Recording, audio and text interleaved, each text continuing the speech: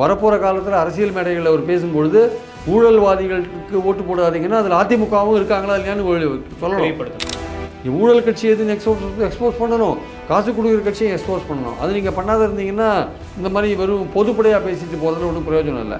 பாஜகவும் காசு கொடுக்குறாங்க, பல இடங்களில் அவங்களும் காசு கொடுக்குறாங்க. வடக்கிலலாம் வந்து பல இடங்களில் கொடுக்குறாங்க, தமிழ்நாட்டிலே கொடுத்ததா சொல்கிறாங்க. அதனால் வந்து காசு கொடுக்குற கட்சி யாரும் நீங்கள் எக்ஸ்போஸ் பண்ணணும். அதிமுகவை நீங்கள் அம்பலப்படுத்தி வெறும் திமுக ஊழலை மட்டும் பேசுனீங்கன்னா அது வந்து இரட்டை வேஷம். சார், பொதுவாக இந்த மாதிரி புதுசாக ஒரு அரசியல் கட்சி ஆரம்பிக்கும் போது இப்போ விஜயகாந்துக்கு பண்ருட்டி ராமச்சந்திரன் வந்தாங்க, பொதுவாக மாற்று கட்சியிலேருந்து கூட சிலர் வருவாங்க. ஏன் விஜய் நம்பி யாரும் போக மாட்டேங்கிறாங்க? இல்லை சார், அவர்கிட்ட போகிறவங்கலாம் ஸ்பெண்ட் ஃபோர்ஸாக இருக்காங்க சார். மற்ற கட்சியில் நிராகரிக்கப்பட்டு, மற்ற கட்சியில் ஓரம் கட்டப்பட்டு, மற்ற கட்சியில் தேவையில்லைன்னு ஒதுக்கப்பட்டு இருக்கிறாங்கல்ல, அவங்களாம் போய் கதவை தண்டை ஏன் சார் திறக்கணும்? இப்போ அருள் ராஜன் ஒருத்தர் வந்திருக்காராம், அவர் ஒரு IAS ஆஃபீஸர். அவர் வந்து முந்தைய அவரை ரைடெல்லாம் நடத்தின போது அவர் விசாரித்த போது ரொம்ப ஹெல்ப்ஃபுல்லாக இருந்தார் அப்படின்றாங்க. அவர் பாஜக பிளான் பண்ண ஒரு ஆளுன்றாங்க. விஜய்க்கார ஆபத்து யாருன்னு பார்த்தீங்கன்னா முஷி ஆனந்த். அவர் தமிழ்நாடு அரசியலை பற்றி அவருக்கு என்னன்னு தெரியும்னு நமக்கு தெரியல. அவர் அவ்வளோ தூரம் எந்த அந்தியூர் கான்ஸ்டியூன்சியில் எவ்வளோ பேர் இருக்காங்க ஓட்டர்ஸ், பெண்கள் அதிகமாக ஆண்கள் அதிகமாக கேட்டால் அவருக்கு தெரியாது. இன்னும் ஒரு கட்டமைப்பெல்லாம் இன்னும் பலப்படுத்த வேண்டிய அவசியம் இருக்குது. அதுக்கெல்லாம் நிறைய விஷயங்கள் பண்ண வேண்டியிருக்கு. பூத் கமிட்டி இன்னும் இப்போ தான் கோயம்புத்தூரில் போட்டார், அடுத்து வேலூரில் போட போகிறாரு. இன்னும் மக்கள்கிட்ட ட்ராவல் பண்ண வேண்டிய அவசியம் இருக்குது. பல விஷயங்கள் இப்போ நான் சொன்ன மாதிரி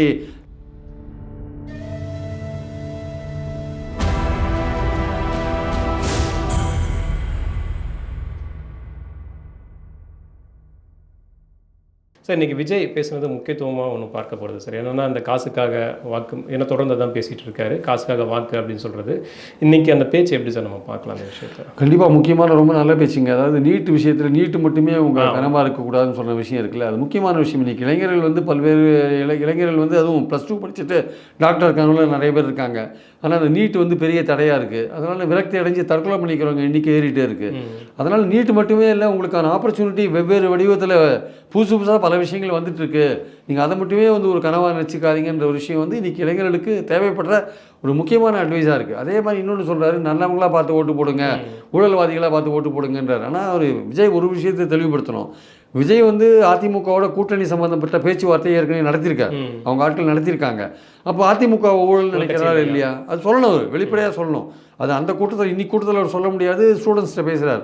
வரப்போகிற காலத்தில் அரசியல் மேடைகளில் அவர் பேசும்பொழுது ஊழல்வாதிகளுக்கு ஓட்டு போடாதீங்கன்னா அதில் அதிமுகவும் இருக்காங்களா இல்லையான்னு சொல்லணும். திமுக ஊழல் நீங்கள் சொல்லுங்கள், ஆளுங்கட்சியில் இருக்காங்க ஊழல் சொல்லுங்கள், அதுக்கு என்னென்னு சொல்லுங்கள். அப்போ அதிமுகவை நீங்கள் என்ன எப்படி பார்க்குறீங்க, அது ஊழலாக இல்லையான்னு நீங்கள் சொல்லுங்கள். ஊழலுக்கு மாற்றாக வரும்போது கட்சிகளையும் அம்பலப்படுத்தி தான். இப்போ அதிமுகவை நீங்கள் அம்பலப்படுத்தி வெறும் திமுக ஊழலை மட்டும் பேசுனீங்கன்னா அது வந்து இரட்டை வேஷம். அது ஆக்சுவலாக அதை நீங்கள் எடுக்க முடியாது. ஸோ அந்த விஷயத்தில் விஜய் வந்து தெளிவுபடுத்த வேண்டிய அவசியம் இருக்குது. இன்னொன்று வந்து பார்த்தீங்கன்னா, நீங்கள் சொல்கிற மாதிரி பணம் கொடுத்து பணத்துக்காக ஓட்டு போடாதீங்கன்றது வந்து தொடர்ந்து சொல்லி கொண்டு வர ஒரு விஷயம். தமிழ்நாட்டில் வந்து பணம் வந்து எந்த அளவுக்கு தேர்தல் அரசியலில் விளையாடுன்றதை நம்ம பார்க்குறோம்.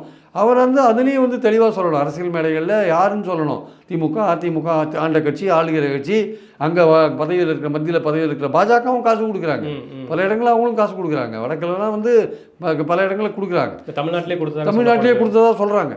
அதனால் வந்து காசு கொடுக்குற கட்சி யாரும் நீங்கள் எக்ஸ்போஸ் பண்ணணும்.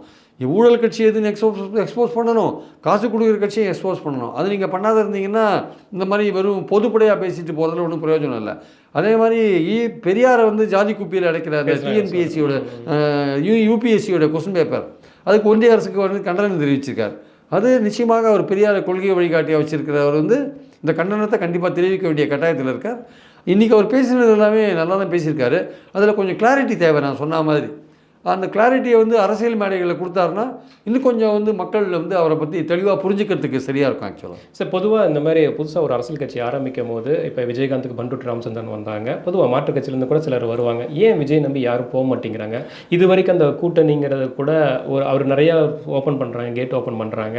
அவரும் சொல்லிட்டாரு, அவரோட நிர்வாகியும் மற்றும் சொல்லியிருக்காரு. ஏன் அவர் மேலே ஒரு நம்பிக்கை இல்லையா? இல்லை சார், அவர்கிட்ட போகிறவங்கலாம் ஸ்பெண்ட் ஃபோர்ஸாக இருக்காங்க சார். மற்ற கட்சியில் நிராகரிக்கப்பட்டு, மற்ற கட்சியில் ஓரம் கட்டப்பட்டு, மற்ற கட்சியில் தேவையில்லைன்னு ஒதுக்கப்பட்டு இருக்கிறாங்கல்ல, அவங்களாம் போய் கதவை தண்டை ஏன் சார் திறக்கணும்? ஒரு ஆக்டிவாக இருக்கிற பாலிட்டிஷியன் ஷிஃப்ட் ஆகிறது வேறு விஷயம் இல்லை. அந்த மாதிரி நம்பிக்கை உதாரணத்துக்கு சொல்கிறேன், செந்தில் பாலாஜி ஷிஃப்ட் ஆகிறாருன்னா அது வந்து ஒரு போகிற கட்சிக்கு ஒரு அசட்டு, கட்சி வேலை செய்வார், ஆர்கனைசேஷனை பார்த்துப்பார் அப்படின்னு அவர் கோயம்புத்தூரில் திமுகவுக்கு நல்ல செல்வாக்கை சேர்த்துருக்காரு, ஒரு ஒர்க் பண்ணுறவர், கீழே ஒர்க் பண்ணுறவர் அப்படின்னு ஒரு விஷயம் வரும். அந்த மாதிரி ஒரு ஆக்டிவாக இருக்கிற பாலிட்டிஷியன் ஷிஃப்ட் ஆகி வரும்போது வரவேற்பாங்க. இங்கே எல்லாமே விஜய்கிட்ட போகிறவங்க எல்லாமே ஸ்பெண்ட் ஃபோர்ஸாக இருக்காங்க. ஒரு காலத்தில் பதவியில் இருந்தவங்க, கட்சியால் ஓரங்கட்டப்பட்டவங்க, ஒதுக்கப்பட்டவங்க, நாங்கள் அனுபவம் பெற்றவங்கன்னு சொல்லிட்டு போகிறாங்க. ஆனால் அவங்கெல்லாம் வந்து மக்கள் ஆதரவு இழந்தவர்களாக இருக்காங்க. எதுக்கு விஜய் சேர்க்கணும் ஆக்சுவலாக? ஆனால் விஜயோட பெரிய ஆபத்து என்னென்னா அவர் சுற்றி இருக்கிற அட்வைசர் தான். Okay sir. விஜய்க்கான ஆபத்து யாருன்னு பார்த்தீங்கன்னா புஷி ஆனந்த். அவர் தமிழ்நாட்டு அரசியலை பற்றி அவருக்கு என்னன்னு தெரியும்னு நமக்கு தெரியல.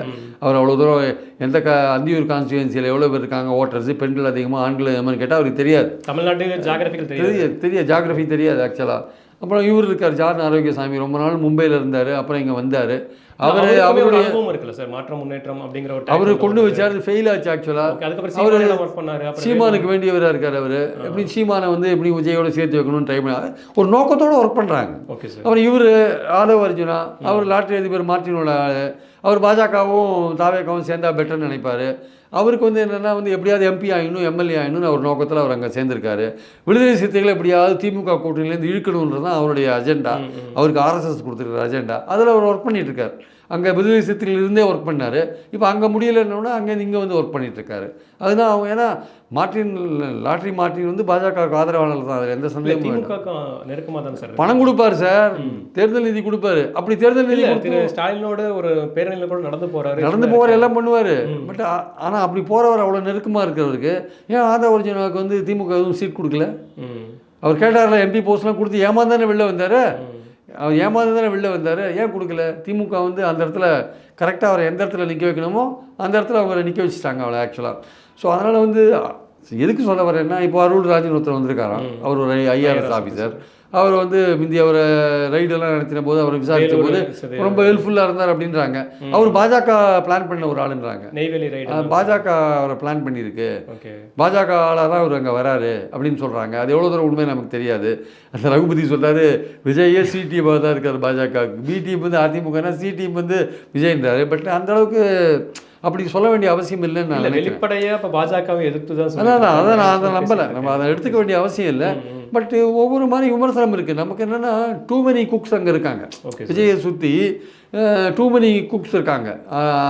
அர்ஜுனா இருக்கார், ஜான் ஆரோக்கியசாமி இருக்கார், புஷி ஆனந்த் இருக்கார், இப்போ அருள்ராஜ் வேறு வந்திருக்காரு. இது too many cooks spoil the ஃபுட்டுன்ற மாதிரி ரொம்ப பேர் பல அட்வைஸ் நீங்கள் கேட்கும்போது ஒவ்வொருத்தருக்கும் ஒரு செல்ஃபிஷ் இன்ட்ரெஸ்ட் இருக்கும், சுயநலம் இருக்கும். அதை வந்து விஜய் மேலே நீங்கள் திணிக்க போகிறீங்கன்னா அது விஜய் வந்து ஒரு குழப்பமாகி முடிவெடுக்க முடியாது, அப்படி திண்டாடுவார். அதுதான் வந்து இப்போ பொறுத்திருந்து பார்க்கணும். ஒரு கட்டமைப்பெல்லாம் இன்னும் பலப்படுத்த வேண்டிய அவசியம் இருக்குது. அதுக்கெல்லாம் நிறைய விஷயங்கள் பண்ண வேண்டியிருக்கு. பூத் கமிட்டி இன்னும் இப்போ தான் கோயம்புத்தூரில் போட்டார், அடுத்து வேலூரில் போட போகிறாரு.